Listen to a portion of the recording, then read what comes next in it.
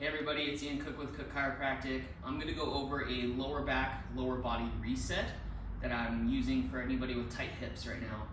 A lot of us are quarantined, sticking around at home, and we're working from home, which means more sitting. When we sit, we flex our hip, and we feed our hip flexor, and we sit on our glutes and we compress them. Our hips externally rotate like this as well. So I'm going to go over how to lacrosse ball this area first and go over how to fire the glutes in a better format. Also, we are running a lot more for our mode of exercise for cardio. So as we run, we're doing a lot of hip flexion. So feel free to use these three exercises almost as a warm-up or a cool down for your long or short runs that you're doing. But we're gonna start off with the lacrosse ball. So just get a lacrosse ball. Tennis ball is fine too. It's a little less firm, but I really like the specificity with this, so you can really target certain areas. So we're gonna get on the ground here first. Get flat on your back, make sure your lower back's nice and supported. So laying down a yoga mat on your rug or carpet is usually pretty helpful. I have a pretty firm surface here that I like, but this is my garage, so finding a good comfortable space. So we're gonna take the ball, we're gonna put it directly underneath our glute, but at the top of the hip. When you have at the top of the hip, here's your piriformis and your glute med that kind of externally rotate your hip. So we're going to start there, just kind of going right across the belt line and just kind of rolling back and forth.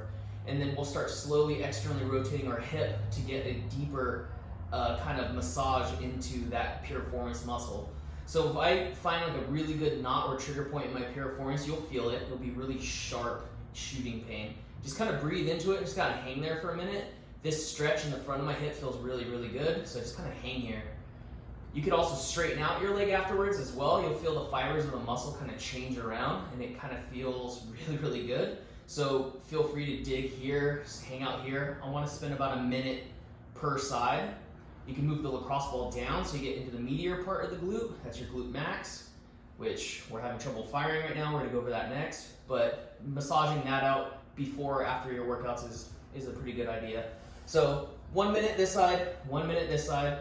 To play with it, and you can also do it to your upper body, but we'll go over that another time. The next step is a kickback.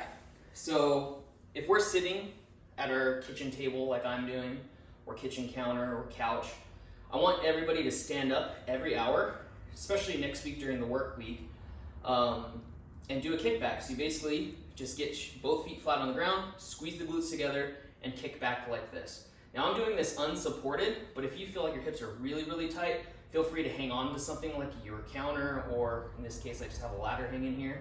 So we're just gonna kind of kick back like this and fire that glute max. Okay, I want those done every hour during the work week, but for the purpose of getting warmed up for an exercise like running, I'll do some kickbacks, kind of warm it up, just a few, but I really want to focus on the RDL. So I'm gonna get both feet flat here, shoulder width apart, and then I'm going to draw a line from my belly button straight to the ground. I'm going to put one foot down like this, right where that is. So I'm going to focus on the kickback on the right side. So my left side's my the stability leg, my right side's kicking back. Now my glute loses tension here, so I squeeze again, and then I'm going to start hip hinging on my left hip, sitting back a little bit more. And then as you can see, there's a little tremble in your foot. You want to really drive that ball of your foot hard into the ground so you form a little arch, and we're sitting back here and going into an RDL. Now people think of RDLs like cherry pickers. They start rounding their upper back and going like this. I don't want any of that. I just want tension in my medial hammy here down to my foot. This glute is engaged, my left glute isn't. When I squeeze my left glute, I come up, and notice my upper body is just pretty neutral.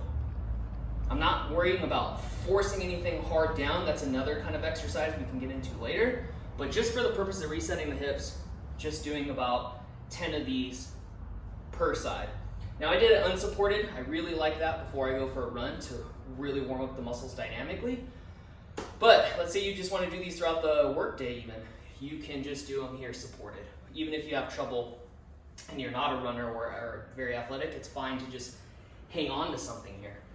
Because the next exercise is called hip airplane. Now this one's a lot more advanced.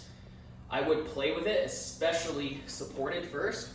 Same concept, feet shoulder width apart, draw that line straight down, that foot is firmly planted.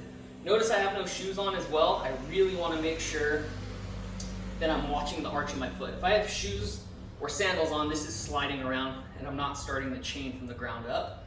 But again, I'm supported here, hanging onto a counter, whatever you got around the house.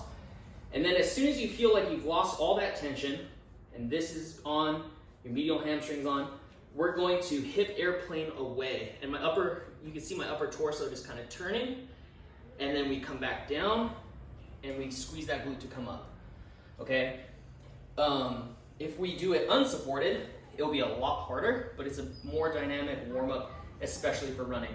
So we kick back here, and then notice my upper torso just kind of turns away, and then I come back up. Now when I want to counter a rep for the round, I usually like coming here, and resetting each time. Because if you get into this position here and just kind of keep airplaning over and over, you're losing tension in the wrong areas. So we kick back, RDL, I have max tension, I kind of hip airplane away, and I come back. Okay, and I don't want any kind of swinging motions. We're going for quality, not so much for reps. What I did earlier to kind of practice this, and my hips were tight from doing deadlifts yesterday, sitting a lot doing paperwork today. I'll do 5 supported. Actually, I usually go opposite. If my opposite foot is on the ground, my opposite arm is supporting me, so I can airplane into that supported arm. I'll do 5 supported, come up, and then I'll do 5 unsupported, and feel really which side is more challenging. What I noticed was on the RDL on this side, this hamstring was harder to engage, or was easier to engage, but the airplane, this was harder. I was tipping over a lot more. So just like in the beginning of the video, we're rolling out and digging out all these hip external rotators.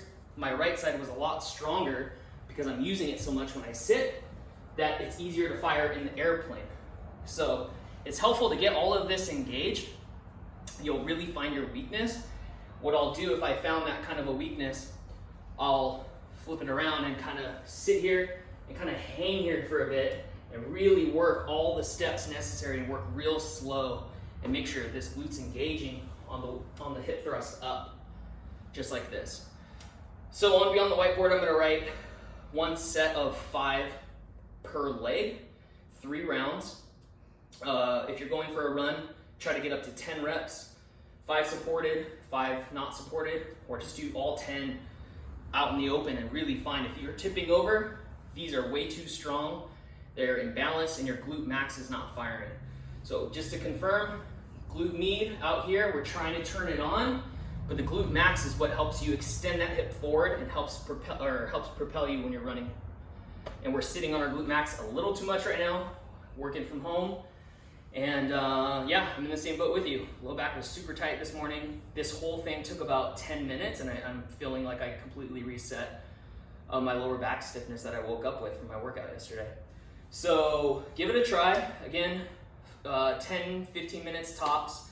And then tune in next week. I'm gonna go over upper back and a neck protocol because that's a whole nother issue. And I've been getting a lot of DMs about headaches and vertigo complaints from just stress and life right now, and we're all going through this together, so I'll post a whole nother upper body series next week. All right, so thanks for tuning in.